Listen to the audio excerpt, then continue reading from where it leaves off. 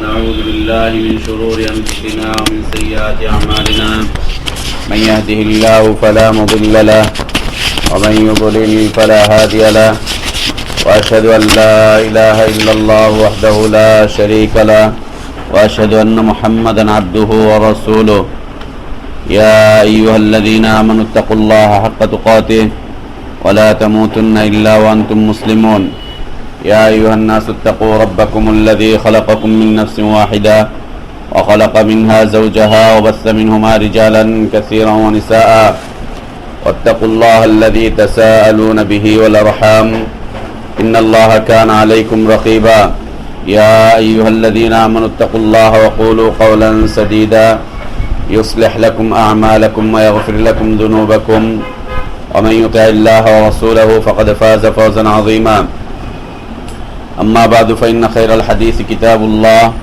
وخير الهدي هدي محمد صلى الله عليه وسلم وشر الأمور محدثاتها وكل محدثة بدعة وكل بدعة ضلالة وكل ضلالة في النار أعوذ بالله من الشيطان الرجيم بسم الله الرحمن الرحيم وتزودوا فإن خير الزاد التقوى واتقون يا أولي الألباب وقال سبحانه إنما يتقبل الله من المتقين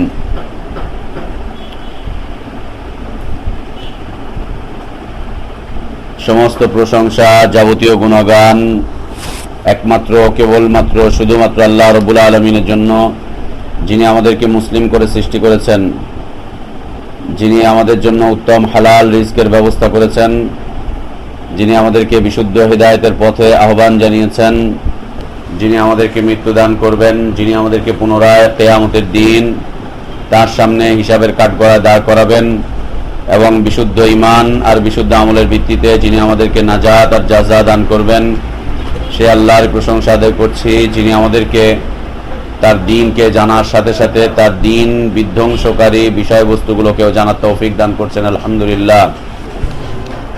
অসংখ্য অগণিত সালাত ও সালাম আমাদের প্রিয় নবী, প্রিয় রাসূল, প্রিয় ইমাম, প্রিয় আদর্শ ব্যক্তিত্ব, একমাত্র আদর্শ কেন্দ্রীয় ব্যক্তিত্ব মুহাম্মদুর রাসূলুল্লাহ সাল্লাল্লাহু আলাইহি ওয়াসাল্লামের প্রতি আল্লাহ সুবহানাহু ওয়া তাআলা যাকে কল্যাণের আধার করে বিশ্ব মানবতার জন্য মুক্তির দূত করে পাঠিয়েছিলেন, যার আদর্শের বাস্তবায়ন করা প্রত্যেক জাতি, ধর্ম, বর্ণ নির্বিশেষে সকল শ্রেণী পেশার মানুষের জন্য ফরজ করে দেওয়া হয়েছে, যদিও তারা বিভিন্ন দল, মত, পথ, তরিকা, ইজম, মাযহাব, বিভিন্ন দিক বিদিক ছোটাছুটি করে নিজেরাই নিজেদেরকে ক্ষতিগ্রস্ত করে তুলছে। সে আদর্শ নবী, আদর্শ রাসূল, আদর্শ ইমাম, আদর্শ দায়ী, আদর্শ ব্যক্তিত্বের প্রতি সালাত ও সালাম, যার আদর্শের বাস্তবায়ন প্রকৃত হিদায়াত, নাজাত, কল্যাণ আর সফলতার পথ। আল্লাহুম্মা সাল্লি আলা মুহাম্মদ ওয়া আলা আলি মুহাম্মদ কামা সাল্লাইতা আলা ইব্রাহিম ওয়া আলা আলি ইব্রাহিম ইন্নাকা হামিদুম মাজিদ। আল্লাহুম্মা বারিক আলা মুহাম্মদ ওয়া আলা আলি মুহাম্মদ কামা বারাকতা আলা ইব্রাহিম ওয়া আলা আলি ইব্রাহিম ইন্নাকা হামিদুম মাজিদ। আলহামদুলিল্লাহ। আল্লাহ তাবারক ওয়া তাআলার প্রশংসা, শুকরিয়া যে আল্লাহ তাবারক ওয়া তাআলা আমাদেরকে তার দ্বীনের জ্ঞান অর্জন করার তৌফিক দান করেছেন। আল্লাহর কাছে আমাদের দোয়া যে আল্লাহ যেন আমাদেরকে এই তৌফিকটুকু অব্যাহতভাবে রাখেন এবং এর সাথে সাথে যেন আল্লাহ দ্বীনের উপরে অটল অবিচল থাকতে পারি। আল্লাহ যেন সেই তৌফিক আমাদেরকে দান করেন, আমিন। তুমি বাইরে কেন ফয়সাল? ফ্যান বন্ধ করে দাও। তোমার জন্য আমরা অনেক কিছু ত্যাগ করতে পারি। বন্ধ করে দেন। আসেন, ভিতরে আসেন, ভিতরে আসেন, নশের ভিতরে। কেউ না থাকলে ভিন্ন কথা।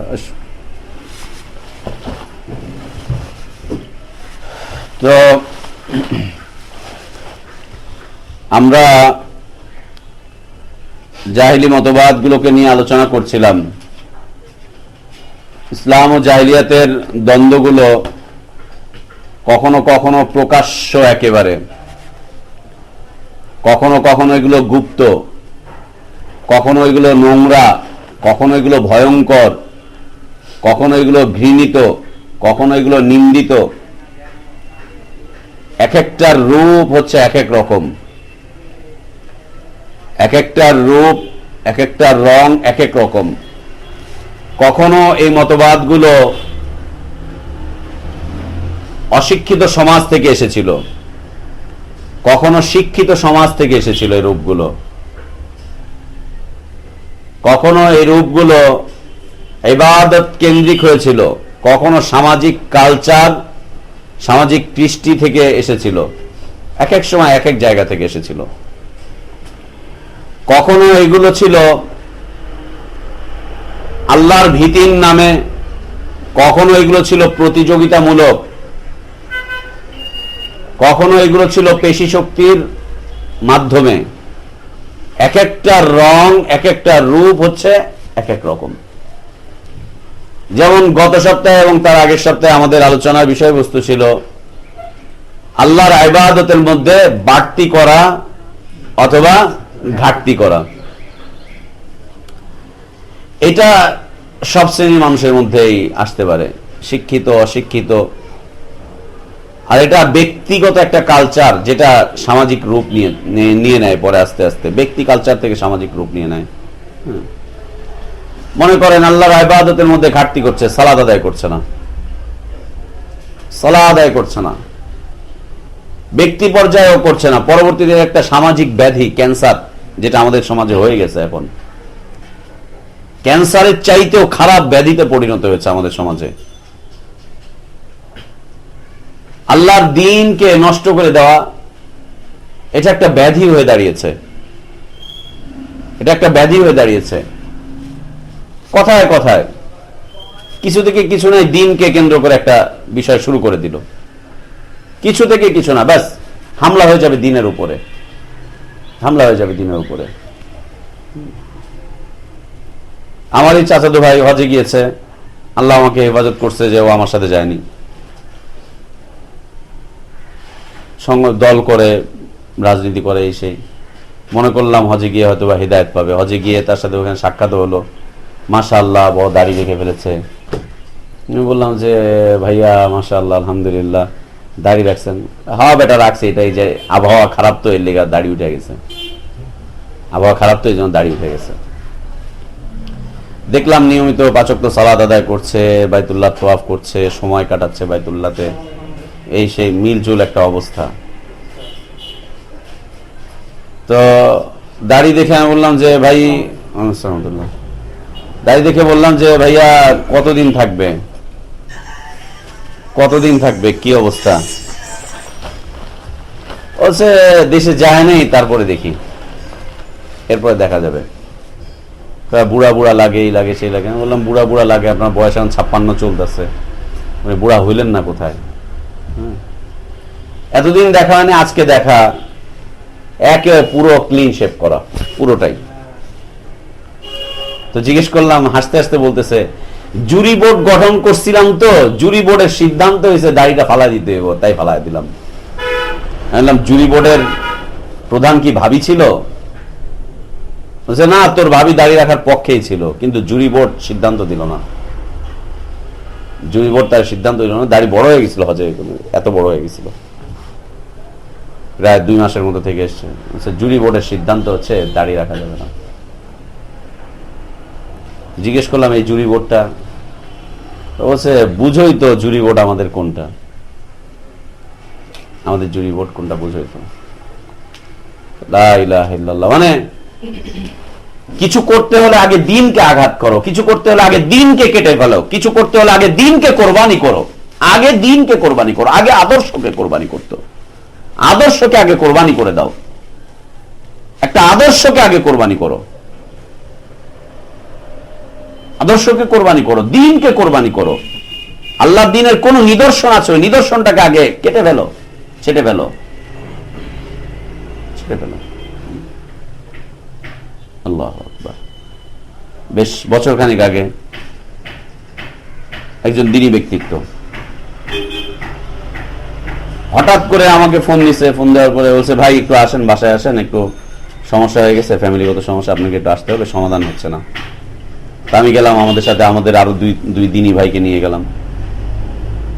যাওয়ার পরে গিয়ে দেখলাম যে মাশাআল্লাহ এত বড় দাড়ি ছিল, আমার চেয়ে বড় দাড়ি। গিয়ে দেখলাম যে দাড়ি অর্ধেকের বেশি কাটা।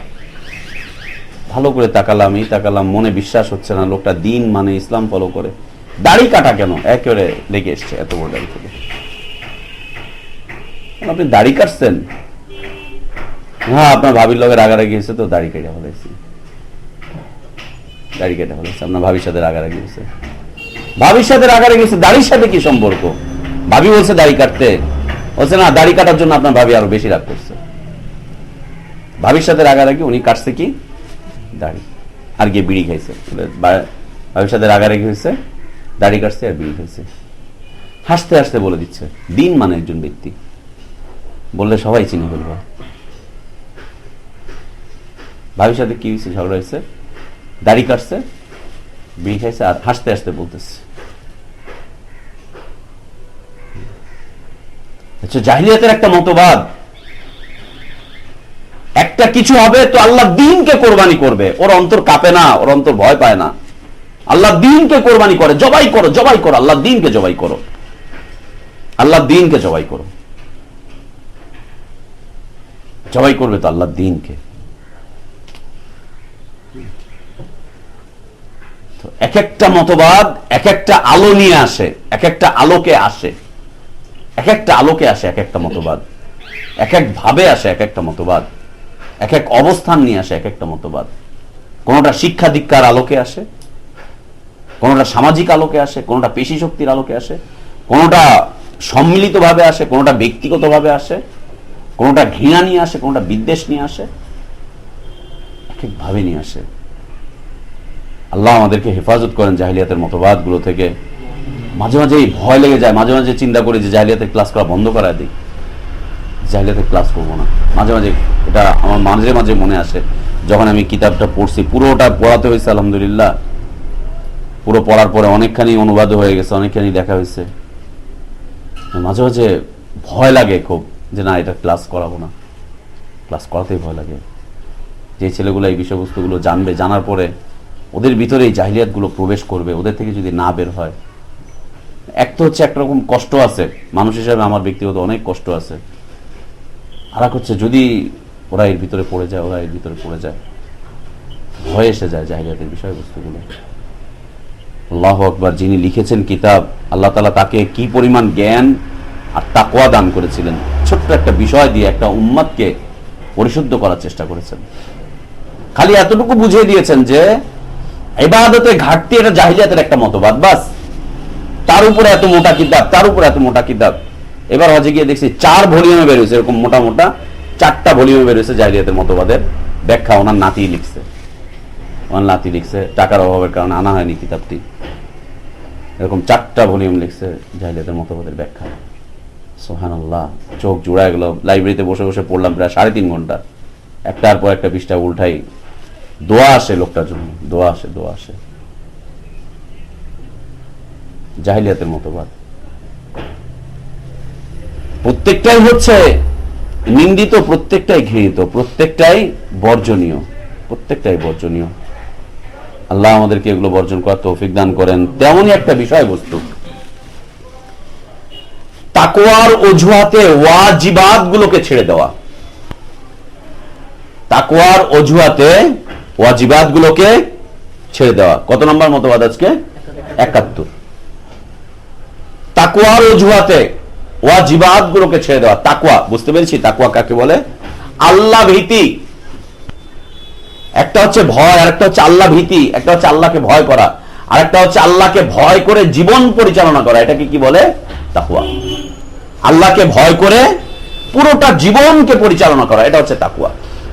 এটা হচ্ছে তাকওয়া, আল্লাহকে ভয় করে জীবনটাকে পরিচালনা করা। ওমর ইবনুল খাত্তাব রাদিয়াল্লাহু আনহু বলছেন যে তাকওয়া কি চেনো, তাকওয়া কি জানো? তাকওয়া হচ্ছে পিছন থেকে তোমাকে শত্রু ধাওয়া করছে, সামনে তোমার সাগর, আর কাঁটা উঠানো একটা রাস্তা, কাঁটা, তার কাঁটা, বড় বড় লোহা, বড় বড় লোহা একটা রাস্তা বিছানো, এই রাস্তার উপর দিয়ে তোমাকে চলতে হবে। পিছন থেকে শত্রু ধাওয়া করছে, সামনে সাগর, সামনে গেলে তুমি ডুবে মরবে। এই রাস্তার উপর যদি তুমি দৌড় দাও, তুমি একেবারে আহত হবে। আর যদি থেমে থাকো, তাহলে পিছন থেকে শত্রু তোমাকে হত্যা করে দিবে। এখন তুমি কি করবা? এখন তুমি কি করবা? বিপদ সংকুল একটা পথ, এই পথে যেভাবে চলতে হয় সেইভাবে আল্লাহর দ্বীনের উপরে অটল অবিচল থাকা। পিছন থেকে শয়তান তোমাকে ধাওয়া করেই আসতেছে, ধাওয়া করে আসতেছে। সামনে তোমার জাহান্নাম, আর যে পথের উপরে চলছো এই পথের প্রত্যেকটা পথে পথে পথে পথে পদে পদে আল্লাহ রাসূল সাল্লাল্লাহু আলাইহি ওয়াসাল্লাম বলছেন অসংখ্য পথ তৈরি হয়ে গিয়েছে, যেদিকেই যাবে সেদিক থেকেই মানুষ গোমরাহ হয়ে যাবে, সেদিক থেকেই মানুষ গোমরাহ হয়ে যাবে। অসংখ্য পথ তৈরি হয়ে আছে, মানুষ গোমরাহ হয়ে যাবে। ভিতরে আসো রিজভি, ভিতরে আসো। অসংখ্য পথ তৈরি হয়েছে,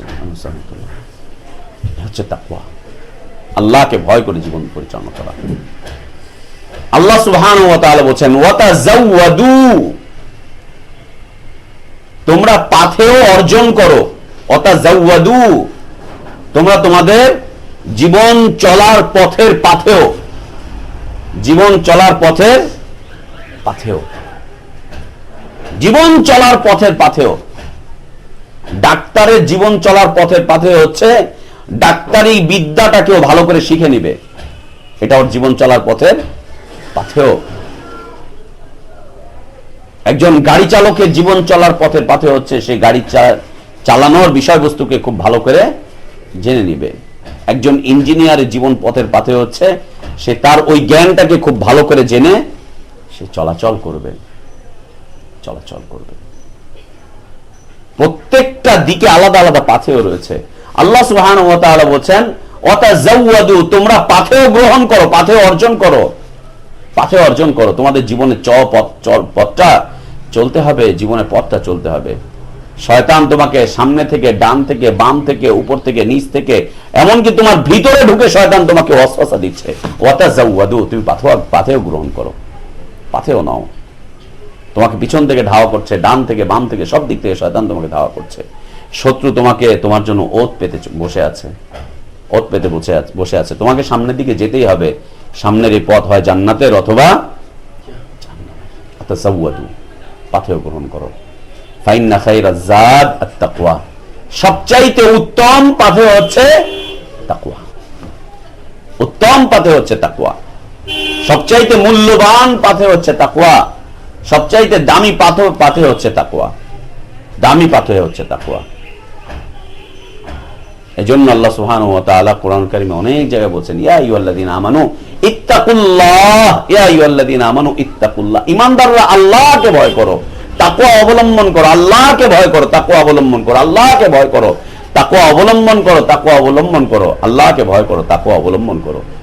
কেন? এটা হচ্ছে উত্তম পাথেয়, উত্তম পাথেয়। ঈমানের পরে উত্তম পাথেয় হচ্ছে তাকওয়া, ঈমানের পরে উত্তম পাথেয় হচ্ছে তাকওয়া। আল্লাহ সুবহানাহু ওয়া তাআলা বলেন যে পাথেয় অর্জন করো, তাকওয়া অর্জন করো, তাকওয়া অবলম্বন করো, তাকওয়ার লেবাস পরিধান করো, তাকওয়ার লেবাস পরিধান করো, তাকওয়া অবলম্বন করো, তাকওয়া অর্জন করো, তাকওয়া ভিত্তিক জীবন পরিচালনা করো, তাকওয়ার সাথে তুমি তোমার পথটাকে পরিচালনা করো, তাকওয়ার সাথে চলো, তাকওয়া তাকওয়া তাকওয়া। এজন্য আল্লাহ রাসূল সাল্লাল্লাহু আলাইহি ওয়াসাল্লাম বলেন ইত্তাকুল্লাহ হাইসুমা কুনতুম, যেখানেই থাকো না কেন তুমি আল্লাহকে ভয় করে চলো। তোমরা যেখানেই থাকো না কেন, বাংলাদেশে আছো, ভারতে আছো, পাকিস্তানে আছো, শিপে চলে গিয়েছো, ইরানে আছো, পাকিস্তানে অন্য জায়গায় আছো, সেই জায়গায় আছো, আল্লাহকে ভয় করো, আল্লাহকে ভয় করো, আল্লাহকে ভয় করো, আল্লাহকে ভয় করো। হাইসুমা কুনতুম ইত্তাকুন নার, তোমরা আগুনকে ভয় করো। ওয়ালাউ বিশিক্কি তামারা, আগুন থেকে তুমি তোমার নিজেকে বাঁচাও। একটা খেজুর বিনিময় হলেও আগুন থেকে নিজেকে বাঁচাও, একটা খেজুরের বিনিময় হলেও আগুন থেকে নিজেকে বাঁচাও। মানে মানে তোমার আর কিচ্ছু নাই, সামান্য একটুখানি একটা খেজুর আছে, একটুখানি সম্পদ আছে, এটা খরচ করে হলেও তুমি আল্লাহকে ভয় করে নিজেকে জাহান্নামের আগুন থেকে বাঁচাও। ফাত্তাকুল্লাহ মাস্তাতাতুম, যতখানি সাধ্য আছে ততখানি দিয়ে তুমি আল্লাহকে ভয় করো। ওমাই ইয়াত্তাকিল্লাহ ইয়াজআল লাহু মাখরাজা, যে আল্লাহকে ভয় করবে, তাকওয়া অবলম্বন করবে, আল্লাহ তার জন্য অসংখ্য পথ খুলে দিবেন, অনেকগুলো পথ খুলে দিবেন। তাকওয়া, তাকওয়া মানে হচ্ছে আল্লাহকে ভয় করে জীবন পরিচালনা করা।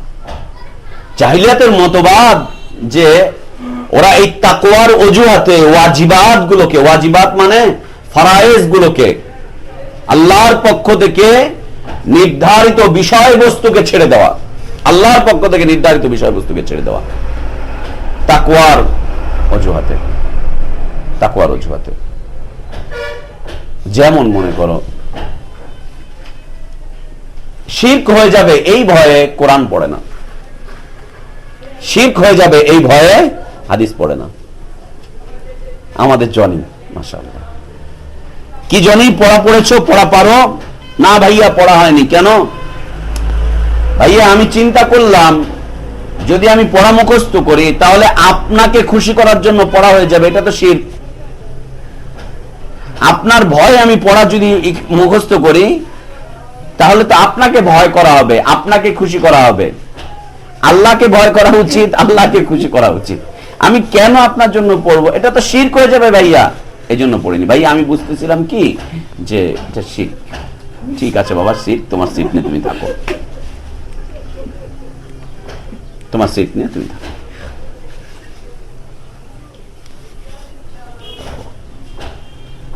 এটা তো আলহামদুলিল্লাহ বাচ্চা ছেলে, ওর মাথায় যা এসেছে উপস্থাপন করেছে।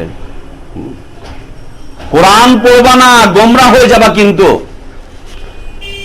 কোরআন পড়বা না, গোমরাহ হয়ে যাবা। কিন্তু কাদের ফতোয়া? বুজুর্গানে দিনদের ফতোয়া, উলামাদের ফতোয়া। কোরআন পড়বা না, গোমরাহ হয়ে যাওয়া মানে আল্লাহকে ভয় করছে। আমি গোমরাহ হতে চাই না, খবরদার। কে গোমরাহ হতে চায়? শেখ হাসিনা গোমরাহ হতে চায় নাকি? ও তো বলছে আমি 5 ওয়াক্ত নামাজ পড়ি, রাতেও নামাজ পড়ি, কোরআন পড়ি। কে গোমরাহ হতে চায়? গোমরাহ হতে কিন্তু কেউ চায় না। একটা হিন্দু ও কিন্তু গোমরাহ হতে চায় না, একটা খ্রিস্টান ও কিন্তু গোমরাহ হতে চায় না। এই গোমরাহ হতে চায় না। দেখো কোরআন তুমি পড়তেছো, তোমার কোরআন বোঝার মতো ক্ষমতা আছে? কোরআন পড়তেছো, এটার জন্য ইজাজত দরকার উলামাদের, অমুকের তমুকের। কোরআন পড়তেছো, গোমরাহ হয়ে যাবে। গতকালকে আমাদের মনির ভাই বলছে যে উনি যখন চিল্লায় ছিল তখন মিনা বুক হাউজের একটা বোখারি তার সাথে ছিল। বোখারি বলছে ভাই আমি রাতের বেলায় বসে বসে বোখারিটা পড়তেছি। আমাদের মনির ভাই ধানমন্ডির আটির বলছে বোখারিটা পড়তেছি। সে একজন চিল্লার সাথে আমার সাথে শেষে বলতেছে উনি তুমি বোখারি পড়তেছো? হ্যাঁ। আল্লাহ তুমি গোমরাহ হয়ে যাবে, রাখো রাখো। কেন? এর আগে আমাদের একজন সাথী ভাই 3 চিল্লার সাথী সেই বোখারি পড়ে গোমরাহ হয়ে গেছে। উনি তাতে করে বন্ধ করছে, আল্লাহ আমি গোমরাহ হতে চাই না, তাতে করে বন্ধ করছে। আমরা গোমরাহ হতে চাই না। গোমরাহ হয়ে যাবো মানে? আল্লাহকে এত ভয় করছে, ভয় করে কি পড়া বন্ধ করেছে? হাদিস পড়া বন্ধ করে দিয়েছে। আল্লাহকে ভয় করে হাদিস পড়া বন্ধ করে দিয়েছে, পড়ছে না। আল্লাহকে ভয় করে কোরআন পড়া বন্ধ করে দিচ্ছে। ও বাবা, কোরআন বিশাল জ্ঞান ভান্ডার, মহা পবিত্র গ্রন্থ, যদি বেয়াদবি হয়ে যায় কোরআনের সাথে, না না খবরদার না, এটাকে পেঁচাও পেঁচিয়ে উপর দিকে উঠিয়ে রেখে দাও। আল্লাহকে ভয় করে উনি উঠে উপর দিকে উঠিয়ে রেখে দিয়েছেন। ভয় কিন্তু আল্লাহ, তাকওয়া, ভয়টা কিন্তু আল্লাহ। বাবা কোরআন যদি বেয়াদবি হয়ে যায় কি হবে তখন? যদি বেয়াদবি হয়ে যায়, বেয়াদবি হয়ে গেলে আল্লাহকে ধ্বংস করে দিবেন। বেয়াদবি থেকে বাঁচার জন্য কোরআনকে পেঁচিয়ে উপর দিকে উঠিয়ে রেখে দিচ্ছেন। আল্লাহর ভয়। আমাদের রোডে একটা লাল বাবা এসেছে, আজীবন ওকে নামাজ পড়তে দেখি নাই। হ্যাঁ, ওনার ওয়াইফটা ভালো ছিল, মারা গেছে। ওয়াইফটা খুব আদর করতো আমাদেরকে, ছোটবেলা থেকে এখানে থাকে দেখছি, ফরিদপুরে বাড়ি। হঠাৎ করে ওর বাড়ি লাল, ওর টিনের চাল লাল, ওর টেলিভিশনে এন্টিনা ওটাও রং লাল, ওর লুঙ্গি পড়ছে এটাও লাল, উপরেরটা পড়ছে এটাও লাল, ওই মাথায় আর দাড়িতে মেহেন্দি টেন্দি দিয়ে সব লাল করে রাখছে। এক ওয়াক্ত নামাজ পড়ে না। এলাকার বাচ্চা বাচ্চা ছেলেরা ওরে লালু লালু বলে। সব লাল করে ফেলছে, দরজা জানালা সব লাল করছে। এখন ওকে একদিন ধরছি, খালু কি ব্যাপার, কি খবর টবর? কয় বেটা আমি পায়া ফেলাইছি। উনি পায়া ফেলাইছে। তো খালু পায়া ফেলাইছেন তো ভালো কথা, তো পাইছেন যে এই জন্য তো শুকরিয়া আদায় করা উচিত। চলেন মসজিদে যাই, নামাজ পড়েন। না, লোক দেখানোর জন্য আমি নামাজ পড়বো না, লোক দেখানোর জন্য আমি নামাজ পড়বো না। এই কদিন আগের ঘটনা। লোক দেখাবার জন্য আমি নামাজ পড়বো না। তোমরা লোক দেখানোর জন্য নামাজ পড়ো, তোমরা শিরিক করো। আমি আল্লাহর সন্তুষ্টির জন্য নামাজ পড়বো, তোমাদের মতো না। তোমরা লোক দেখানোর জন্য নামাজ পড়ো। লোক দেখানো কাজ করা রিয়াকারী, এটা হচ্ছে শিরক, অনেক বড় শিরক। আমাদের নবীজি এটার ব্যাপারে ভয় দেখাইছেন। হাদিসও বলছে আবার আখাফু মা আখাফু আলাইকুম আশ-শিরকুল আসগার। হাদিস বলছে আবার আমাদের নবীজি বলছেন লোক দেখানো এই কাজটা হচ্ছে রিয়া, এটা হচ্ছে শিরক, এইটা আমি করব না, এটা না, তোমরা করো করো। তো খালু নাইলে লোক দেখাইলেনি, শিরক নাইলে একবারই করলেন জীবনে, চলেন যাই। কয় তুমি জানো আমি সারা রাত নামাজ পড়ি। কিভাবে পড়েন? 5 ওয়াক্ত একসাথে পড়ি, ইশরাক পড়ি, তাহাজ্জুদ পড়ি, আওয়াবিন পড়ি, সব একসাথে সারা রাত আমি নামাজ পড়ি একসাথে, লাইট বন্ধ করে দিই, আমার আল্লাহ আমার সামনে চলে আসে, আল্লাহরে বসায় রেখা, এরপর আমি আল্লাহরে সিজদা করতে থাকি, আল্লাহর সিজদা করতে থাকি, আল্লাহকে সে সিজদা করতে। যখন এই কথা বলছে, আমার জ্ঞান বিজ্ঞান আমার ভিতরে যা আছে সব লোপ পাইছে, আমার ভিতরে আর কিচ্ছু নেই। বলে যে আমি কি দিয়ে বুঝাবো, আমি যখন চুপ। বলছে আল্লাহকে, আল্লাহ আসে, আল্লাহকে বসায় রাখি, বসায় রেখে আমি আল্লাহকে সোজা সিজদা করি। তোমরা তো সামনে ইট টিট রাইখা সিজদা করো, তোমরা তো একজন আরেকজনের সিজদা করো, একজনের পিছে যখন তোমরা আরেকজন দাঁড়াইছো, সামনে তো মানুষ, সিজদা করে আসো মানুষের দিকে, তোমার সামনে কাতারে মানুষ, তুমি এরে সিজদা করছো, ওরে সিজদা করছে, ওরে সিজদা করছে, আমি সোজা আল্লাহরে বসায় রেখে আমি আল্লাহরে সিজদা করি। আমি তোমার লগে এগুলাতে আমি রাজি না, শিরিক হয়ে যাব, আল্লাহ আমার জাহান্নাম দিব।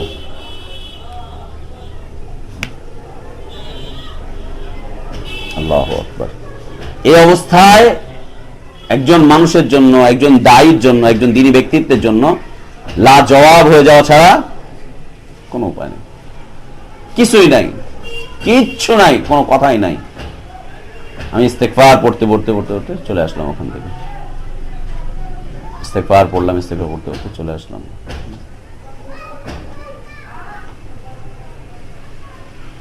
হচ্ছে তাকওয়া। ও শিরক করতে চায় না, ও গোমরাহ হয়ে যেতে চায় না, ও পথভ্রষ্ট হতে চায় না, এই জন্য ও ইলম অর্জন করে না, ও কোরআনের আশপাশ দিয়ে আসে না, ও হাদিসের আশপাশ দিয়ে আসে না, ও মসজিদে যায় না জুমার যে সালাত আদায় করতে জামাতের সাথে। কেন? রিয়াকারী হয়ে যাবে, রিয়াকারী হয়ে যাবে, সালাত আদায় করতে চায় না। এটা হচ্ছে জাহিলিয়াতের একটা মতবাদ। ইলম অর্জন করা মানুষের জীবনের জন্য সবচাইতে বড় ফরজ, সবচাইতে বড় ফরজ। ধারাবাহিকভাবে ইলমগুলো আসতে থাকবে, ধারাবাহিকভাবে ইলমগুলো আসতে থাকবে, ইলমের ধারাবাহিকতা, ধারাবাহিকভাবে সে অর্জন করতে থাকবে। ইলম অর্জন করা ফরজ। সালামতুল্লাহ। এই ইলম অর্জন থেকে মানুষকে বিরত রাখা হয়েছে, যে সবাই তো সবকিছু রাখতে পারে না, সবাই তো সবকিছু রাখতে পারে না। হ্যাঁ, আমি যখন প্রথমবার হজ করছি তখন আমাদের কিছু আত্মীয় সে হজ করে আসার পরে বলতেছে, তুমি হজ করছো? হ্যাঁ করছি, আল্লাহ করাইছে। তুমি হজ রাখতে পারবা? তুমি হজ রাখতে পারবা? এই বয়সে তুমি হজ করে ফেলাইলা, তুমি হজ রাখতে পারবা? এই বয়সে হজ করছো, হজ রাখতে পারবা তুমি? কি ভয়! আমরা আমাকে বাপদাদা করে দেখছি, বুড়া বয়সে গিয়ে হজ করছে, তারাই হজ রাখতে পারে না, তুমি এই বয়সে হজ করে ফেলাইছো, হজ রাখবা কেমনে তুমি? জিজ্ঞেস করলাম, এই হজ রাখা কি জিনিস?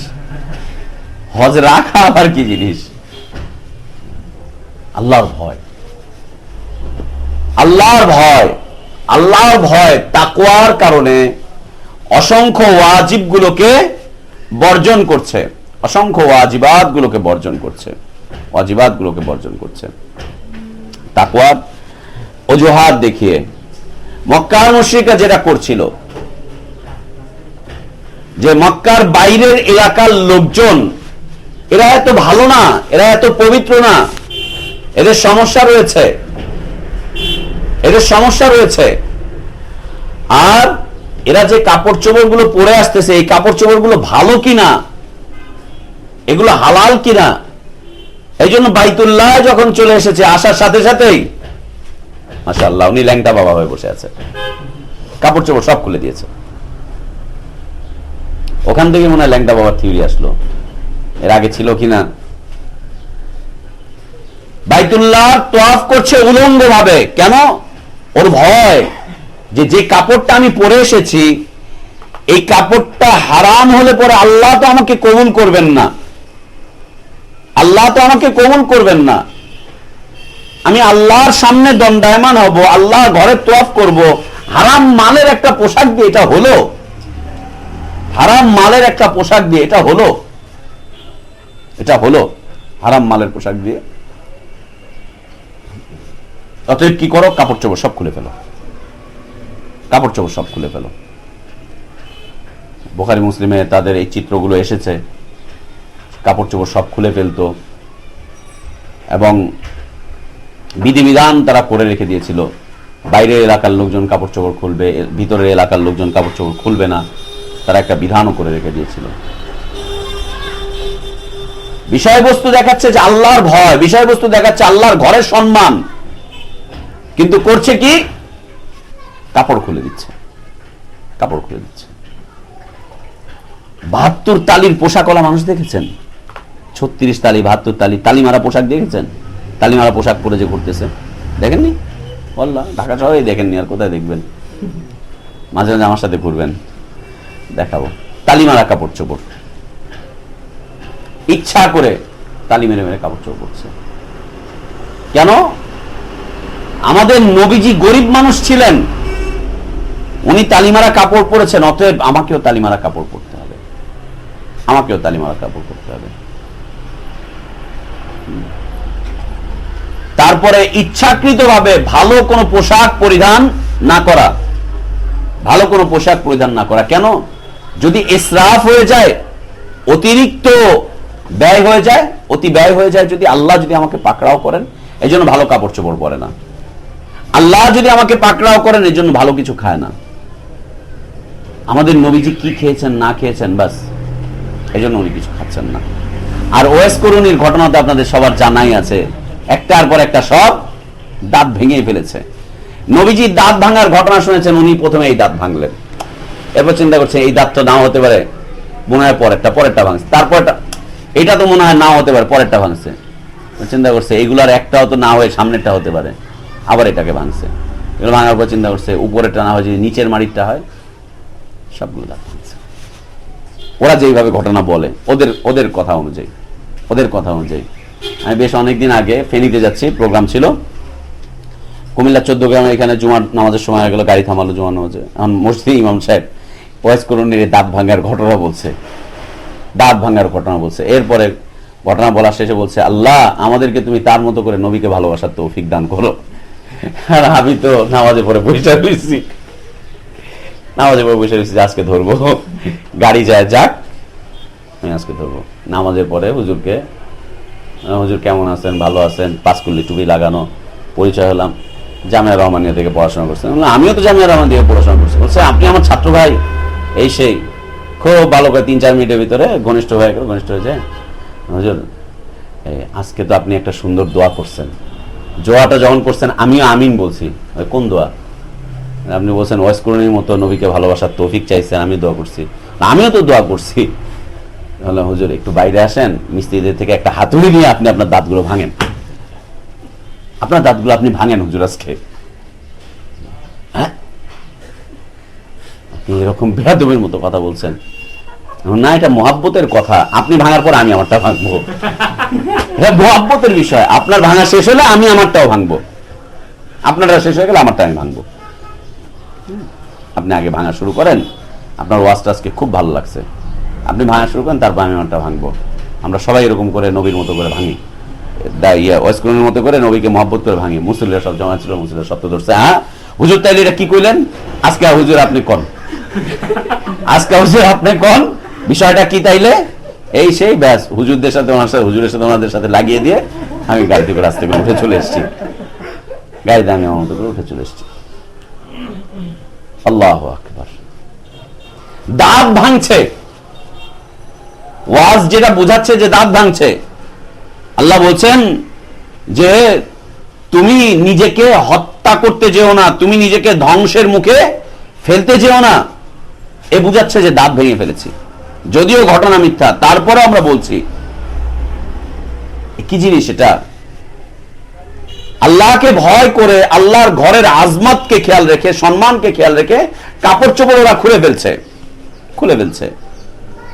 মক্কার মানুষগুলো মুজদালিফা আরাফাতে অবস্থানকে এরা অফ করে দিচ্ছে, না আমরা অবস্থান করার দরকার নেই। কেন? কেন? হচ্ছে আরাফাতের ময়দান এটা একটা উঁচু মাকামের ময়দান, অনেক উঁচু ময়দান এটা। অনেক সম্মানিত ময়দান এটা, আমরা ওখানে অবস্থান করব, আমরা পাপি তাপি, কোনো দরকার নেই। অন্যরা যে অবস্থান করুক, অন্যরা যাক সেখানে, আমাদের অবস্থানের দরকারটা কি? আমরা করব না। বেরিয়ে চলে আসতেছে, বেরিয়ে চলে আসতেছে। কে কাপড় পরছে না, কে আরাফাতে অবস্থান করছে না, কে ভালো কিছু খাচ্ছে না, কে জ্ঞান অর্জন করছে না, জ্ঞান অর্জন করছে না, কে মসজিদে যাচ্ছে না, কে সাদাকা করছে না। এক একজনের এক একটা হালত, এক একজনের এক একটা অবস্থা। কি? তাকওয়ার অজুহাত, তাকওয়ার অজুহাত, তাকওয়ার অজুহাত। গতকালকে আমরা ধানমন্ডিতে বলছিলাম যে বিকালের ক্লাসে আল্লাহ নবী সাল্লাল্লাহু আলাইহি ওয়াসাল্লামের মহব্বত, ভালোবাসা, প্রেম দেওবন্দি উলামারা যেটা নিদর্শন দেখিয়েছেন। তাবলীগী উলামারা, দেওবন্দি উলামারা মসজিদে নববীর এলাকায় প্রবেশ করার 10-11 কিলোমিটার আগে থেকেই উনি জুতা খুলে বগলের নিচে নিয়ে নিয়েছেন। তো এই জমিনে নবী শুয়ে আছে, আমি এই জমিনে জুতা পরে চলবো? এক বুজুর্গের কাহিনী এটা। নবীর ভালোবাসা, জুতা খুলে বগলে নিয়ে নিয়েছেন।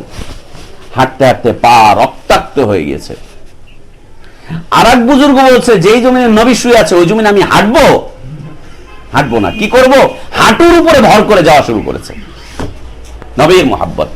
আর এক বুজুর্গ উনি বলছে যে উনি যে ও হাঁটুর উপরে ভর করে হাঁটতেছে, তাও তো হাঁটতেছে, নবীর সামনে মাথা উঁচু করে হাঁটা এটাও তো ঠিক না। কি করবে তাহলে? উনি হামাগুড়ি দেওয়া যাচ্ছে, হামাগুড়ি দিতে দিতে ভাই হামাগুড়ি দিতে দিতে নবীর কবর পর্যন্ত গিয়ে পৌঁছেছে। পৌঁছে গিয়ে বলছে, ইয়া রাসূলুল্লাহ, আপনার দরবারের কুত্তা এসে উপস্থিত হয়েছে, আপনার দরবারের কুত্তা এসে উপস্থিত হয়েছে। নিজামুদ্দিন আউলিয়ার ঘটনা। আপনার দরবারের কুত্তা এসে উপস্থিত হয়েছে, আপনি আপনার কুত্তাকে গ্রহণ করেন। এরপরে নিচে লিখতেছে যে এটা হচ্ছে নমনীয়তার উজ্জ্বল বহির্প্রকাশ, নমনীয়তার উজ্জ্বল বহির্প্রকাশ। এটা কত নমনীয় হওয়া যায়। নিজেকে কুত্তা বানিয়ে দিল। এবার বলছে, আনাস আগে মদিনা, আমি হচ্ছি মদিনার কুত্তা, নবীর কুত্তা। তারপর বলছে, সে নিজেকে বলছে সে হচ্ছে মদিনার কুত্তা, মদিনার কুত্তা। আস্তাগফিরুল্লাহ। এটা কি? এটা তাকওয়া বহির্প্রকাশ দেখাচ্ছে, নবীর মহব্বত। আল্লাহ নবী সাল্লাল্লাহু আলাইহি ওয়াসাল্লামের মহব্বত না থাকলে মানুষের অন্তরে তাকওয়া আসতেই পারে না, আসতেই পারে না। আল্লাহ আমাদের অন্তরে নবী সাল্লাল্লাহু আলাইহি ওয়াসাল্লামের মহব্বত বাড়িয়ে দেন, আমিন। তার আল আওলাদ, তার আসহাবে কিরামদের মহব্বত দিয়ে আমাদের অন্তরটাকে আল্লাহ ভরিয়ে দেন, আমিন। তার মহব্বতের বাইরে তাকওয়া আসতে পারে না। দেখালো। আরেকজন এসে কি করছে? বলছে যে এরা এইভাবে করে এসেছে, ওদের অন্তর থেকে এই কি বলে কিবির, আত্ম অহংকার যায়নি, এবং আমার অন্তর থেকে আত্ম অহংকার যায়নি। এ করেছে কি? ওরা তো হামাগুড়ি দিয়ে এসেছে, উনি গড়াতে গড়াতে গড়াতে গড়াতে এসেছে।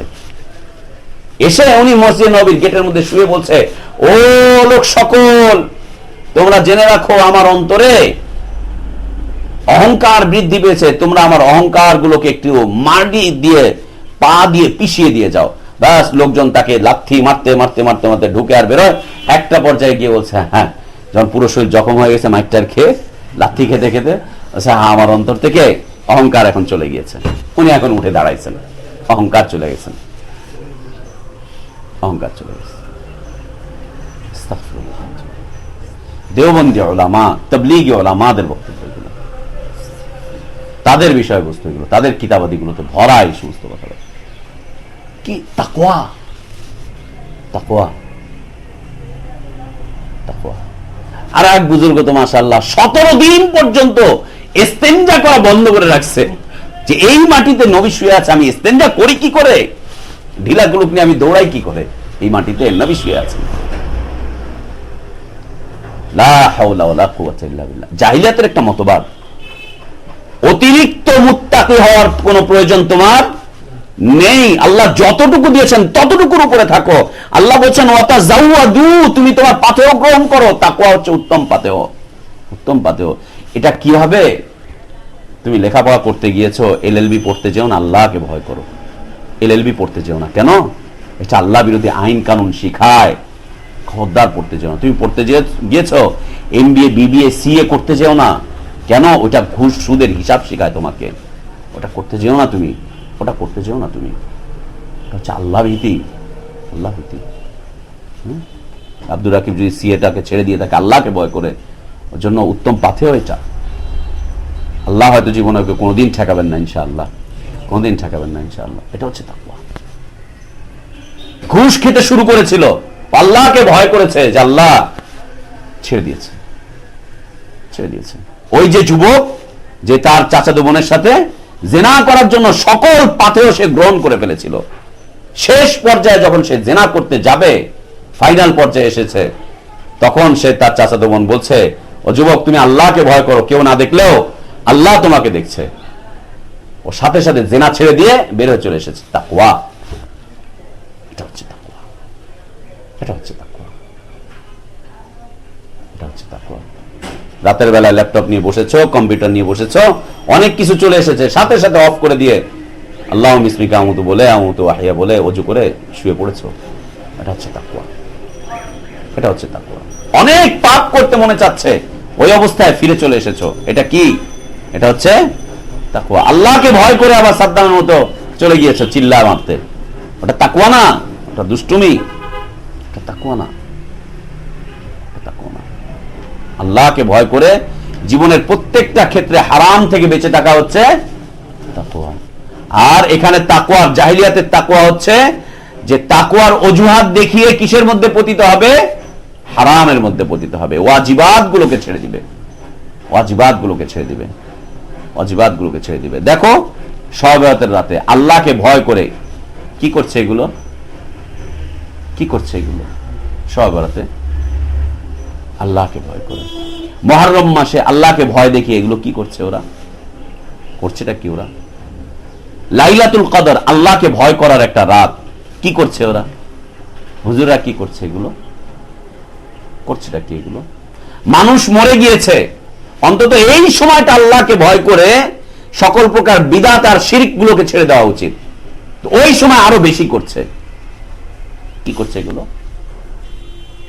আল্লাহ ভীতির নিদর্শন না এগুলো? চোখ থেকে গড়গড় করে পানি পড়ছে, দোয়া করছে, সবাই মিলে হুজুর কি যেন বলছে, সবাই মিলে কাঁদছে, দোলছে, এই করছে, সেই করছে, শেষে বলছে আল্লাহ পীরের তোফাইলে আমার এই দোয়া কবুল করো, মোহাম্মদের তোফাইলে দোয়া কবুল করো। শিরকের মাধ্যমে সব কিছু উঠিয়ে নিচ্ছে।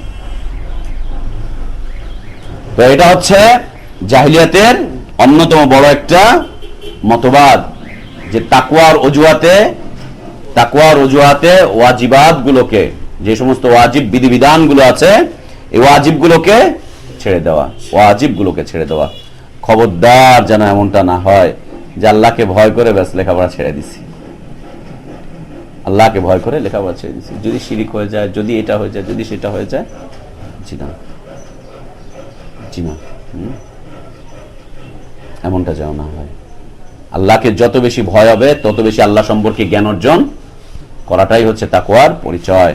আল্লাহকে চিনতেই না পারলে মানুষ আল্লাহকে কোনদিন ভয় করতে পারবে না। আল্লাহ আজিজুন যু ইন্তিকাম, আল্লাহ শাদীদুল ইকাব, শাদীদুল ইকাব, আল্লাহ আজিজুন যু ইন্তিকাম, আল্লাহ আযাব দিবেন। আল্লাহ জাহান্নামকে সৃষ্টি করেছেন, জাহান্নামকে সৃষ্টি করেছেন, আবার পাশাপাশি আল্লাহ সুবহানাহু ওয়া তাআলা জান্নাতকে সৃষ্টি করেছেন। আল্লাহ তাআলা প্রতিদান দান করবেন, প্রতিদান দান করবেন।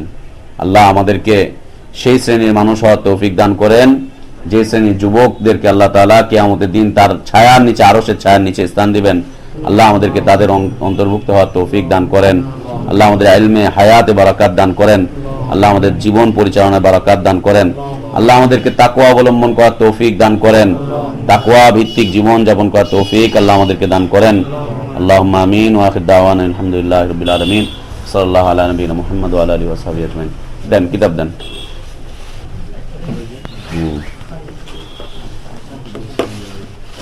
আমরা আজকে থেকে লুলু মারজানের দাস শুরু করলাম ইনশাআল্লাহ। হ্যাঁ, লুলু আল মারজান ইনশাআল্লাহ।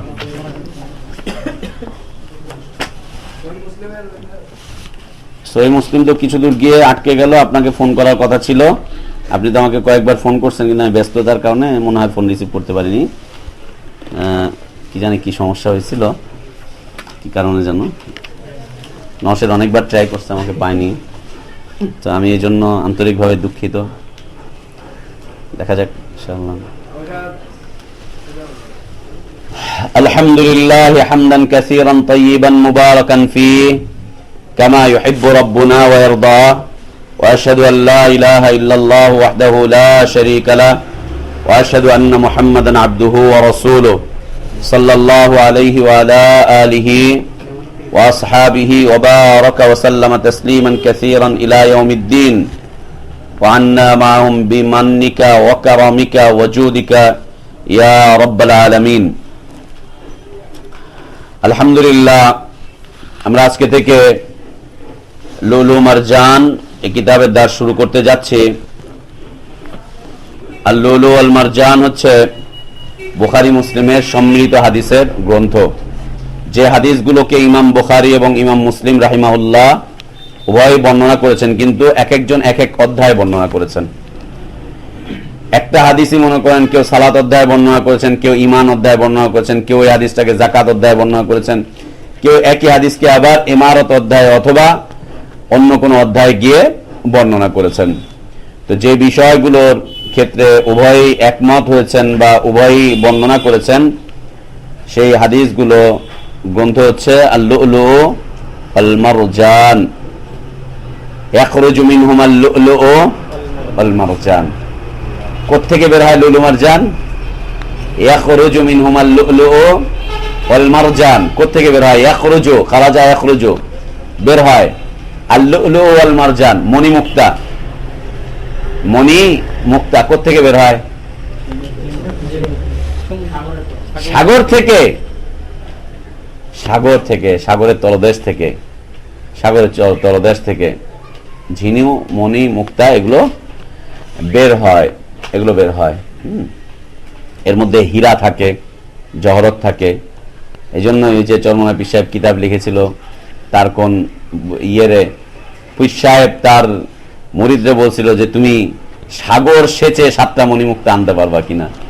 ও সাগরের মধ্যে দাঁড়ায় সেচা শুরু করছিল, না করছিলেন না? মাওয়াজে কারিমিয়ায় সাগর সেচা শুরু করছে, মণিমুক্তা বের হবে। একজন এসে বলছে, পাগল তুই কি করিস? বলছে আমি সাগর হিচ্ছা ফেলামো। পাগলের কথাবার্তা, সাগর ইচ্ছা ফেলামো, এটা হয় নাকি? কেন হবে না? আমার পীর সাহেব বলছে যার হিম্মত নাই তার কিম্মত নাই, যার হিম্মত নাই তার কিম্মত নাই। হিম্মত মানে কি? আন্তরিক শক্তি, সাহস। আর কিম্মত মানে হচ্ছে মূল্য। হিম্মত ছাড়া মানুষ, ওর কোনো মূল্য থাকে না। ও সেচা শুরু করছে, এরপরে ব্যাস সাগরের মধ্যে হাত দিয়ে দেখে যে 7টা মণিমুক্তা উঠে গেছে, সাগরের মাঝখানে হাঁটু বানি। চরমনা পীর সাহেব লিখেছেন তার বইতে। তো এটা ওইটা না, এটা ওইটা না। তো হাদিসের ক্ষেত্রে এটাকে নামকরণ করা হয়েছে লুলু আল মারজান হিসাবে। মূল্যবান মূল্যবান হাদিসগুলোকে আমরা এখানে উল্লেখ করেছি।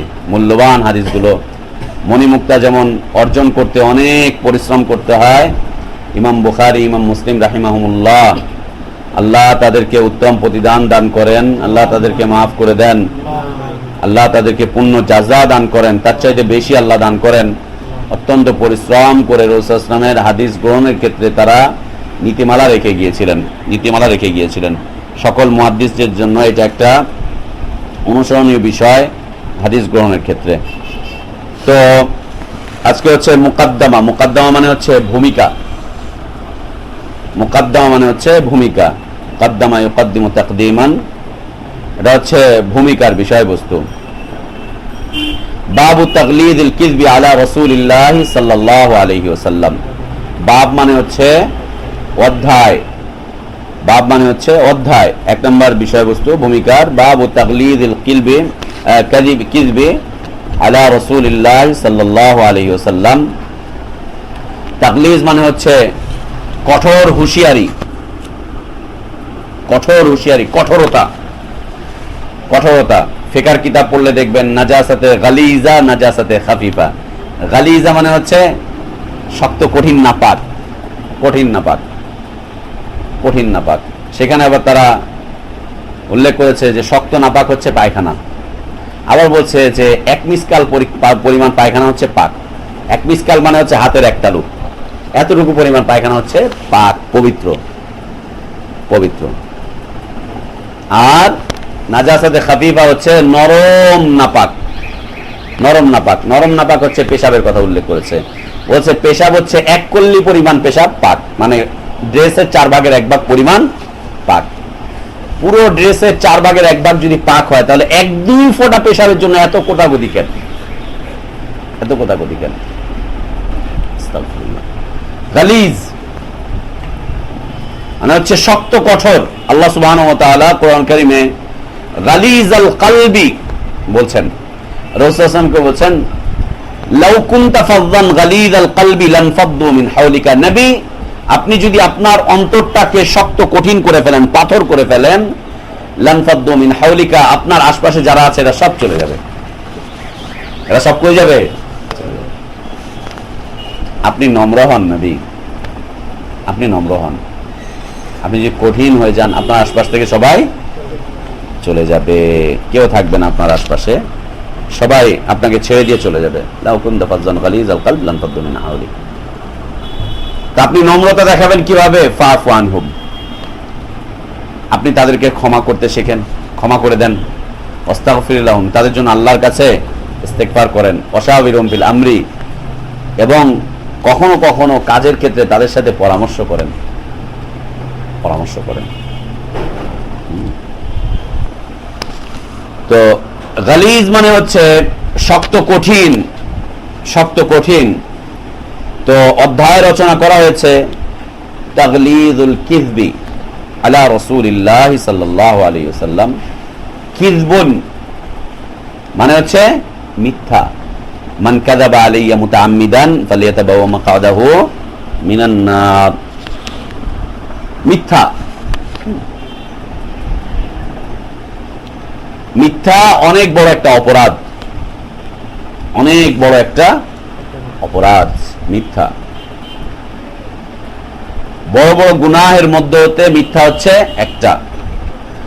আর মিথ্যা মানুষকে অসংখ্য পাপের পথের দিকে হাঁটিয়ে নিয়ে চলে যায়। আর মনে রাখার মতো বিষয় হচ্ছে, একটা মিথ্যা মানুষকে অনেক মিথ্যার দিকে পরিচালিত করে। একটা মিথ্যা অনেক মিথ্যার দিকে পরিচালিত করে, অনেক মিথ্যার দিকে। মনে করেন আপনি একটা দার্সে আসেননি, একজন জিজ্ঞেস করলো যে কি ব্যাপার, কি হয়েছে? ভাই অসুস্থ ছিলাম। ঠিক আছে, আমাকে মনে করেন বুঝাই দিলে আমি অসুস্থ ছিলাম। এখন সাদ্দাম জিজ্ঞেস করতেছে কি হয়েছে, ওকে বললেন অসুস্থ ছিলাম। ও বলছে কি হয়েছে, ও বলছে অসুস্থ ছিলাম। ও ফয়সাল জিজ্ঞেস করছে কি হয়েছে ভাই তোমার, আমি অসুস্থ ছিলাম। কজনের সাথে মিথ্যা হলো? ওখানে দার্সে 20 জন আছে, 20 জনের সাথে ও মিথ্যা বললো, 20টা মিথ্যা হয়ে গেল। একটা কথায় 20 জনের সাথে 20 বার হয়ে গেল মিথ্যা। মিথ্যার মধ্যে ও পড়ে গেল, মিথ্যার মধ্যে পড়ে গেল। এরপরে হচ্ছে কেমনে জ্বর আসলো, কিভাবে জ্বর আসলো, কি খাইলা তুমি, জ্বরের মধ্যে কোন ডাক্তারের কাছে গেছিলা তুমি, এই মনে করেন যে আরো মিথ্যা বাড়লো, আরো মিথ্যা বাড়লো। যেটা আমরা ছোটবেলায় স্কুলে স্যারদের সাথে যেটা, হ্যাঁ, তারপরে বাজার করতে গিয়ে যেটা মায়ের সাথে, বাজারে 8 আনা 1 টাকা হিসাব কষা, যেটা ছোটবেলা আমরা, মিথ্যা। এক মিথ্যা মানুষকে অসংখ্য মিথ্যার দিকে পরিচালিত করে, অসংখ্য মিথ্যার দিকে পরিচালিত করে। মনে রাখার মতো বিষয়বস্তু হচ্ছে, জাহিলিয়াতের যুগেও মক্কার মুশরিকরাও, তাদের এটা একটা ঐতিহ্য ছিল যে তারা সচরাচর মিথ্যা কথা বলতো না, সচরাচর তারা মিথ্যা কথা বলতো না। সাহাবীরা যখন হিজরত করে হাবশায় চলে গিয়েছিলেন, হাবশায় চলে যাওয়ার পরে হাবশার বাদশাহ নাজ্জাশীর ওখানে যখন সাহাবীদেরকে ডাকা হলো, আবু সুফিয়ান যখন গিয়ে তাদের কাছে, নাজ্জাশীর কাছে, যখন সিরিয়াতে আবু সুফিয়ান যখন গিয়ে বলল যে এই এরা আমাদের ওখান থেকে পালিয়ে চলে এসেছে, এই হয়েছে সেই হয়েছে, গিয়ে বিচার দিল। বিচার দেওয়ার পরে এদেরকে যখন দরবারে ডাকা হলো, ডাকার পরে আবু সুফিয়ানকে জিজ্ঞেস করা হচ্ছে যে তুমি বলো কি কি হয়েছে। আবু সুফিয়ান রাদিয়াল্লাহু আনহু তখন তিনি ইসলাম কবুল করেননি, সত্য সত্য সব ঘটনা বললেন, সব ঘটনা বলে দিলেন। এরা আমাদের সব মাবুদগুলোকে পরিত্যাগ করেছে, এক আল্লাহর ইবাদতের কথা বলছে এরা। হ্যাঁ, মুহাম্মদ সাল্লাল্লাহু আলাইহি ওয়াসাল্লামের কথা বললেন যে সে নবুয়তের দাবি করছে, রিসালাতের দাবি করছে। জাফর ইবনে আবু তালিব রাদিয়াল্লাহু আনহু তিনিও বক্তব্য করলেন। আবু সুফিয়ান রাদিয়াল্লাহু আনহু পরবর্তীতে বলছেন যদি আমার উপরে এই অপবাদটুকুর আশঙ্কা না থাকতো যে আমাকে লোকজন মিথ্যাবাদী বলবে, যদি আশঙ্কা না থাকতো যে লোকজন আমাকে মিথ্যাবাদী বলবে, মানে তাদের তখন পর্যন্ত একটা ছিল, আবু জাহেল বাইতুল্লাহর সামনে দাঁড়িয়ে দাঁড়িয়ে মুহাম্মদ সাল্লাল্লাহু আলাইহি ওয়াসাল্লামের বিরুদ্ধে দোয়া করছেন মুহাম্মদ সাল্লাল্লাহু আলাইহি ওয়াসাল্লামের বিরুদ্ধে। আবু জাহেল মুহাম্মদ সাল্লাল্লাহু আলাইহি ওয়াসাল্লামের বিরুদ্ধে দোয়া করছে, সে দোয়া করছে যে আল্লাহুম্মা ইউনা কানা আখতাউ মির রাহিম ওয়া তানা বিমা লা ইউরাফু আনহু গাদা। আল্লাহ, এরা নতুন দাওয়াত নিয়ে এসেছে, এরা যদি সত্যবাদী হয়ে থাকে, আমরা যদি সত্যবাদী হয়ে থাকি, আল্লাহ যে সত্যবাদী তাদেরকে তুমি বিজয় দান করো। তো মিথ্যা সব সময়ের জন্য এটা বর্জনীয় একটা বিষয়, যে মিথ্যাকে বর্জন করতেই হবে। আর একটা মিথ্যা অনেক মিথ্যার জন্ম দেয়, অনেক মিথ্যার জন্ম দেয়, অনেকগুলো মিথ্যার দিকে মানুষকে পরিচালিত করে একটা মিথ্যা। কখনো কখনো শত মিথ্যা চলে যায় এক মিথ্যাকে কাজে লাগাতে গিয়ে। এই মিথ্যা দুই ভাবে প্রয়োগ হয়। মিথ্যাটা প্রয়োগ হয় কয় ভাবে? দুই ভাবে। একটা হচ্ছে দ্বীনের ক্ষেত্রে, আর একটা হচ্ছে দুনিয়ার ক্ষেত্রে। এই দ্বীন এবং দুনিয়ার ক্ষেত্রে এই মিথ্যাটা আবারও দুই ভাগে প্রয়োগ হয়। একটা হচ্ছে নিজের ব্যক্তি জীবনের সাথে, আর একটা হচ্ছে মুআশারাতের সাথে, ব্যক্তির সাথে, আর একটা হচ্ছে সমাজ সামাজিকতা, মুআশারাতের সাথে মিথ্যাটা প্রয়োগ হয়।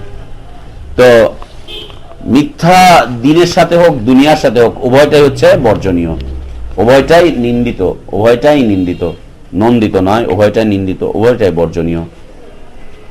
আর দ্বীনের ক্ষেত্রে যদি হয় সেটা হচ্ছে খুবই ঘৃণিত। তার কারণ হচ্ছে দ্বীনের ক্ষেত্রে মিথ্যা বলার কারণে, ভুল ভিন্ন জিনিস, ভুল এক জিনিস আর মিথ্যা আরেক জিনিস। ভুল হয়ে গিয়েছে, যে ব্যক্তি ভুল করে তার জন্য আল্লাহর পক্ষ থেকে ক্ষমা থাকে। আরেকটা হচ্ছে মিথ্যা। তো দ্বীনের ক্ষেত্রে যে মিথ্যাগুলো হয়, এগুলো অত্যন্ত জঘন্য। নিজেই শুধু গোমরাহ হয় না, অসংখ্য মানুষকেও গোমরাহ করে দেয়। যেমন আল্লাহ সম্পর্কে মিথ্যা হাদিস যেগুলো করা হয়েছে, আল্লাহ সম্পর্কে যে মিথ্যা হাদিসগুলোকে গড়া হয়েছে, নবী সাল্লাল্লাহু আলাইহি ওয়াসাল্লাম সম্পর্কে যে মিথ্যা হাদিসগুলোকে গড়া হয়েছে, এগুলো দিয়ে অবস্থা কি দাঁড়াচ্ছে? মনে করেন রাসূল সাল্লাল্লাহু আলাইহি ওয়াসাল্লামের নামে মিথ্যা হাদিস গড়া হয়েছে, আউয়ালু মা খালাকাল্লাহু মিন নূরি, আল্লাহ সর্বপ্রথম আমার নূরকে সৃষ্টি করেছেন। তারপরে আমার নূরের মাধ্যমে আল্লাহ তাআলা সকল মাখলুককে সৃষ্টি করেছেন। তারপরে আমার নূরের মাধ্যমে আল্লাহ তাআলা পুরো তামাম জগৎটাকে সৃষ্টি করছেন। এই যে একটা জাল হাদিস, মিথ্যা হাদিস, এই হাদিসটা শুধু বাংলাদেশের মানুষ বিশ্বাস করে না পৃথিবীর আরো দেশের মানুষ বিশ্বাস করে? আরো দেশের মানুষ বিশ্বাস করে। প্রথমত কথা হচ্ছে এটা আরবরাও বিশ্বাস করে, কারণ হাদিসটা তো আরবি। হাদিসটা কি বাংলা নাকি? হাদিসটা আরবি না, আরবিতে এসেছে না। আরবিটা নাহলে অনুবাদ আমরা পড়তেছি। হাদিসটা যেহেতু আরবিতে এসেছে, তাহলে আরবরাও এটাকে বিশ্বাস করে। আরবদের বিশ্বাসের ফলাফল এটা। সারা পৃথিবীতে এই বিশ্বাস রয়েছে, আল্লাহ যাদেরকে হেদায়েত দান করেছেন তারা ছাড়া। আল্লাহ সর্বত্র বিরাজমান, এটা শুধু ভারতবর্ষের মানুষের বিশ্বাস না, এটা সারা পৃথিবীর আরো মানুষের বিশ্বাস রয়েছে। আল্লাহ নিরাকার, এটা শুধু ভারতবর্ষের বিষয়বস্তু না। আশারি মাতুরিদি আকীদা, এটা হচ্ছে আরব বিশ্বের আকীদা। আরব বিশ্ব থেকে এটা সাপ্লাই হয়ে ভারতবর্ষে এসেছে, তাদের থেকে আসা যে আল্লাহ নিরাকার। নবী হায়াতুন নবী, এটা শুধু ভারতবর্ষের বিশ্বাস না। হায়াতুন নবী শব্দটাই প্রমাণ করছে এটা হচ্ছে আরবদের বিশ্বাস। ওখান থেকে এসেছে, ওখান থেকে আমাদের এখানে এসেছে। এখন ওইখানকার মানুষগুলো এটাকে বর্জন করা শুরু করেছে, আমরা এটাকে লালন করা শুরু করেছি। দ্বীনের ক্ষেত্রে মিথ্যা বলা খুব কঠিন। দুনিয়ার ক্ষেত্রে মিথ্যা বললে 2-4 টাকা লস হতে পারে। মনে করেন ব্যবসায়ী একটা, ভাই আল্লাহর কসম করে কইতাছি আমার 1 টাকাও লাভ হয় নাই, অথচ দেখা গেছে যা বিক্রি করছে পুরোটাই লাভ। আল্লাহর কসম করে ও মিথ্যা বলে 100 টাকা লাভ করতেছে। ও বলতেছে আমার 1 টাকাও লাভ হয় নাই। ভাই কিনা দামের চাইতে কমই দিছি আপনারে, আপনি হুজুর মানুষ আইছেন, আপনার থেকে লাভ করা যায়? হুজুর এখানে কোনো লাভ নাই।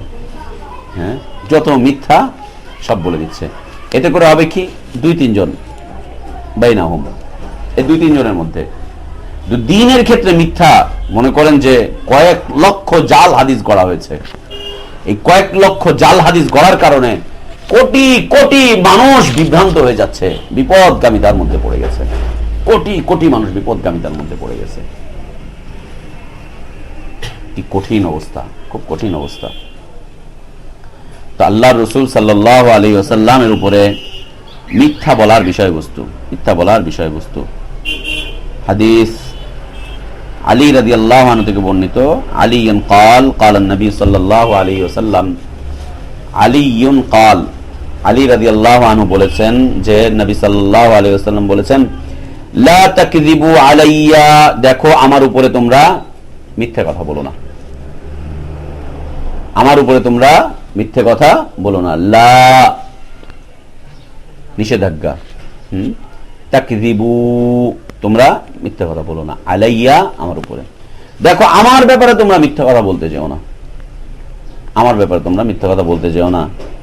ফাইন্নাহু মান কাযাবা আলাইয়া, ফাইন্নাহু কেননা নিশ্চয়ই তা, মান কাযাবা আলাইয়া যে ব্যক্তি আমার উপরে মিথ্যারোপ করবে,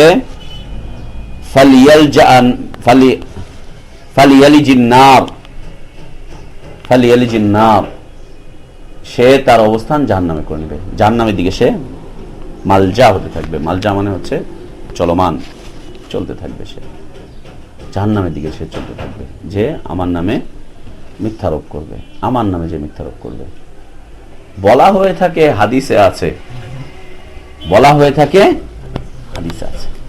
মসজিদে মাগরিবে পরে দাঁড়ায়, ইনশাআল্লাহ ভাই বাকি নামাজ বাদ ঈমান আমলের মেহনত সম্পর্কে কথা হবে, এরপরে দাঁড়ায় বলতে থাকে বলা হয়ে থাকে, হাদিসে আছে, এই বলে নিজের কথা বলতে থাকে, নিজের কথা বলতে থাকে। হচ্ছে মিথ্যাবাদিতা। যতটুকু জানবো ততটুকু বলবো, যতটুকু জানবো না সেখানে এসে কি করব, মুখে স্টপ করে রেখে দেবো। আর যদি কিছু বলতে হয়, তুমি তোমার কথা বলো যে আমি বলছি এটা আমার কথা। আর তোমার কথা যদি পৃথিবীর মানুষ শরীয়ত হিসাবে নেয় তো নিবে, না হলে না নিবে, সেটা তোমার ভিন্ন বিষয়। মানুষ কি করবে না করবে বলা হয়ে থাকে। তো আল্লাহ রাসূল সাল্লাল্লাহু আলাইহি ওয়াসাল্লামের বরাত দিয়ে আলী রাদিয়াল্লাহু আনহু বলছেন যে নবী সাল্লাল্লাহু আলাইহি ওয়াসাল্লাম বলেছেন, আমার উপরে তোমরা মিথ্যারোপ করো না, আমার ব্যাপারে তোমরা মিথ্যা কথা বলতে যেও না। কেন এই কথা বললেন রাসূল সাল্লাল্লাহু কেন এই কথা বললেন? এর কারণ হচ্ছে, কোরআন যেমন সত্যের মানদণ্ড, প্রত্যেক নবী রাসূলও সত্যের মানদণ্ড। তাওরাত যেমন সত্যের মানদণ্ড ছিল, মুসা ইসলামও সত্যের মানদণ্ড ছিলেন। সুহুফে ইব্রাহিম যেমন সত্যের মানদণ্ড ছিল, ইব্রাহিম আলাইহিস সালামও সত্যের মানদণ্ড ছিলেন। প্রত্যেক নবী রাসূল সবসময় সত্য কথা বলতেন, সত্যের দিকে মানুষকে ডাকতেন। যেই লোকটা আজীবন সত্য কথা বলেছে তার নামে মিথ্যা কথা বলছো, যেই লোকটা হকের পথের দিকে মানুষকে ডাকছে, আল্লাহ তাআলা যাকে মানদণ্ড হিসেবে পাঠিয়েছেন তার উপরে তুমি মিথ্যারোপ করে দিচ্ছ। সত্যের মানদণ্ড ছিলেন। হক যদি হতে হয় তাহলে হয় কোরআন হবে, না হলে রসুল হবে। কোরআন না হলে রসুল। এখন রসুল বললাম কেন আমরা? রসুল বলার কারণ হচ্ছে এটাই যে রসুল যা বলবেন সেটা হচ্ছে রসুলের কথা, কিন্তু রসুলের নামে যা বলা হবে সেটা রসুলের কথা নয়। বুঝুনি মনে হয়? রসুল যা বলবেন সেটা হচ্ছে রসুলের কথা, সেটা হচ্ছে হাদিস। আর রসুলের নামে যা বলা হবে মানুষের পক্ষ থেকে সেটা রসুলের কথা। রসুল যা বলবেন, এখন কোরআনে যা বলেছেন আল্লাহ সুবহানাহু ওয়া তাআলা সেটা আমরা একেবারে মাহফুজকৃত অবস্থায় পেয়ে গিয়েছি, কিন্তু রাসূল সাল্লাল্লাহু আলাইহি ওয়াসাল্লাম যেটা বলে গিয়েছেন সেটার ব্যাপারে অসংখ্য বিভ্রান্তি সৃষ্টি করে দেয়া হয়েছে, অসংখ্য বিভ্রান্তি সৃষ্টি করে দেওয়া হয়েছে। এজন্য আমাদের জন্য বিষয়বস্তু হচ্ছে রাসূল বলেছেন কিনা বিষয়বস্তুটা দেখা, রাসূল বলেছেন কিনা সাল্লাল্লাহু আলাইহি ওয়াসাল্লাম, নবী বলেছেন কিনা। এজন্য মুহাদ্দিসিন ইকরাম সুন্দর মানদণ্ড পেশ করেছেন, যে মানদণ্ডকে ভারতবর্ষের একজন চিন্তাশীল ব্যক্তি মওদুদী সাহেব অস্বীকার করেছে। সে বলছে হাদিস সহিহ না যায়িফ না জাল, এটার মানদণ্ড হচ্ছে আমার অন্তর। আমার অন্তর যদি বলে যে হাদিসটা জাল, তাহলে হাদিস জাল। আমার অন্তর যদি বলে হাদিস সহিহ, তো হাদিস সহিহ। এখন এই মানদণ্ডের আলোকে এনে সে বলছে যে দাজ্জাল বলতে আসলে কিছু নাই, দাজ্জাল বলতে আসলে কিছু নাই। দাজ্জাল যদি থাকতো তাহলে কবে বিজ্ঞানীরা তাকে বের করে ফেলতো। দাজ্জাল বলতে আসলে কিছু নাই। সহিহ মুসলিম বুখারীর হাদিসটাকে বলছে এই হাদিস আমার ব্রেনের মধ্যে এত বেশি আঘাত করছে, হাদিস আসলে কিচ্ছু না, রাসূল এই কথা বলেনি। দাজ্জালের হাদিসকে অস্বীকার করেছে, দাজ্জালের হাদিসকে অস্বীকার করেছে।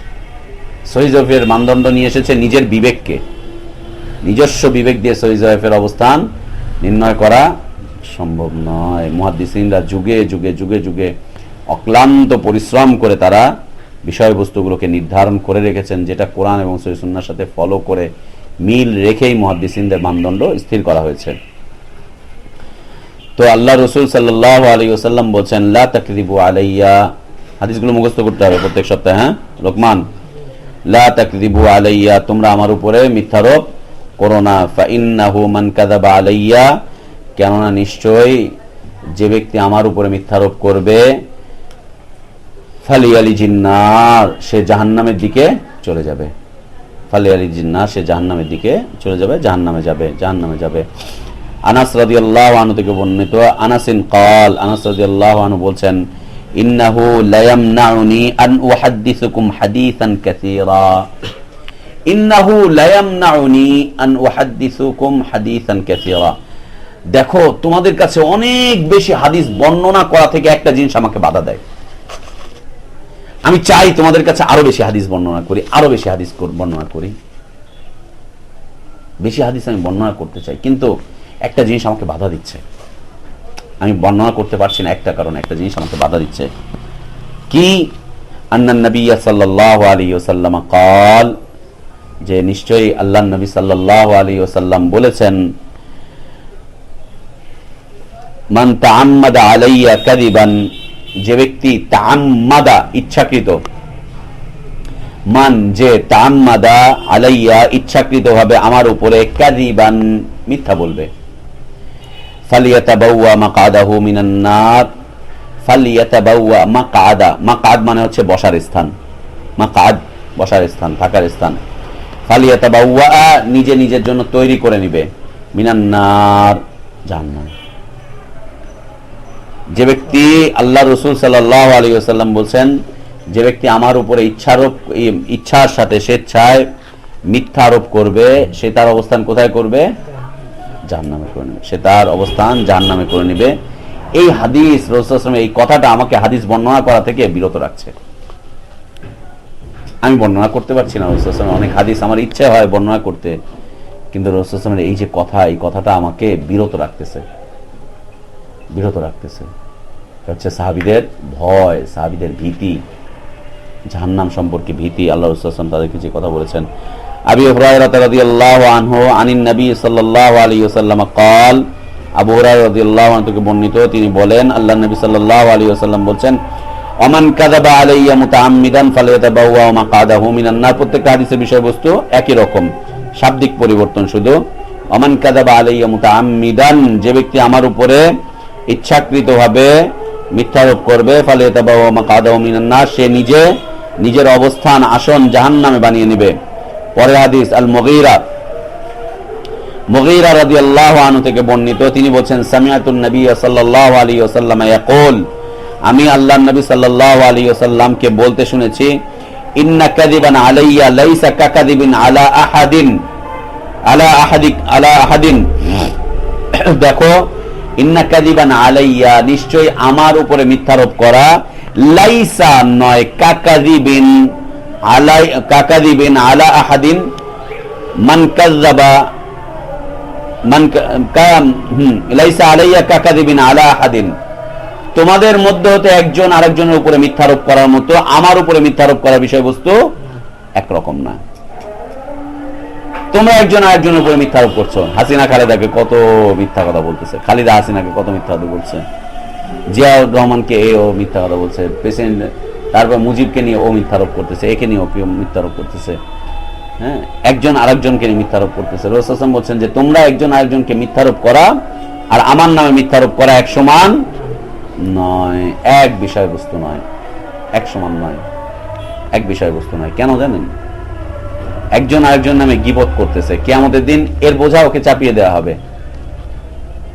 আর একজন আরেকজনের নামে মিথ্যা কথা বলতেছে, কিয়ামতের দিন এর বোঝা ওকে চাপিয়ে দেওয়া হবে, এর গুনাহ ও বহন করবে। এরপর আল্লাহ চাইলে মাফ করে দিবেন, এই করবেন সে করবেন যেটা করেন। আল্লাহ দ্বীনের নামে মিথ্যা কথা বলার কারণে নিজে জাহান্নামে যাচ্ছে, অসংখ্য মানুষকেও জাহান্নামে নিয়ে চলে যাচ্ছে। দ্বীনের স্পেশালিটি নষ্ট হয়ে যাচ্ছে, মানুষ আল্লাহ দ্বীন থেকে বের হয়ে চলে যাচ্ছে, আল্লাহ দ্বীন থেকে মানুষ বের হয়ে চলে যাচ্ছে, অসংখ্য সমস্যা। রাসূল সাল্লাল্লাহু আলাইহি ওয়াসাল্লাম বলছেন যে আমার উপরে মিথ্যারোপ করা আর তোমরা একজন আরেকজনের উপরে মিথ্যারোপ করা এক বিষয়বস্তু নয়। মান কাযাবা আলাইয়া মুতাআম্মিদান, যে ব্যক্তি আমার উপরে ইচ্ছাকৃতভাবে মিথ্যারোপ করবে, ফালিয়াতাবাওয়া মাকাদাহু মিনান নার, সে তার নিজের অবস্থান জাহান্নামে করে নিবে, আসনটা জাহান্নামে করে নিবে। আল্লাহ আমাদেরকে সকল প্রকার মিথ্যা থেকে বাঁচান, দ্বীন সম্পর্কিত মিথ্যা, দুনিয়া সম্পর্কিত মিথ্যা, সকল মিথ্যা থেকে আল্লাহ আমাদেরকে হেফাজত করেন। আল্লাহুম্মা আমিন ওয়া আখির দাওয়ানা আলহামদুলিল্লাহি রাব্বিল আলামিন। সাল্লাল্লাহু আলা নবিয়িনা মুহাম্মদ ওয়া আলা আলিহি ওয়া সাহবিহি আজমাইন। সুবহানাকাল্লাহুম্মা ওয়া বিহামদিকা আশহাদু আল্লা ইলাহা ইল্লা আনতা আস্তাগফিরুকা ওয়া আতুবু ইলাইক। আসসালামু আলাইকুম ওয়া রাহমাতুল্লাহ।